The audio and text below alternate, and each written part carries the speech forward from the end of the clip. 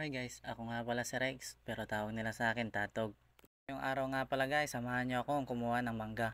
At habang kumukuha nga pala ako ng mangga guys, ikukwento ko sa inyo kung bakit matagal tayong walang upload. Kaya tara, samahan mo ko!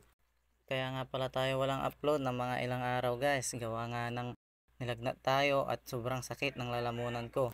Kaya ilang araw na wala akong upload. Kaya ayun guys, ngayon na lang ako ulit nakapag video at nakapag voice over ng aking vlog. At ayun nga guys, habang kumukuha ko ng mangga ay may nakuha akong manggang bulok. Kaya nga pala ako nandito sa taas guys at kumukuha ng mangga dahil pinakuha nga pala ako ni mama dahil ipapadala nga daw kila ate. Kaya ayun guys, agad na akong pumunta dito sa taas at para manguha na ng mangga. At ayun nga guys, kung napapansin nyo sa bandang baba ng ating video ay medyo madumi. Mga dahon ng mangga na bulok na mga nalalaglag dito sa taas. Kaya naman medyo madumi dito sa aming taas ngayon. Dati nga pala guys, hindi ganito kadumi dito sa taas. Pero ngayon, sobrang dumi na dahil nga pala sa mga dahon ng mangga na nalalaglag dito sa taas. Kaya naman ganito na karumi dito sa taas ngayon.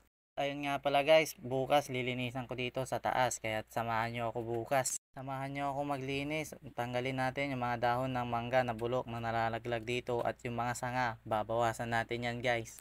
Kasi sobrang lalaki na. Kaya naman puputulan natin yan bukas. Fast forward nga pala guys, ito nga pala lahat ng nakuha kong mangga.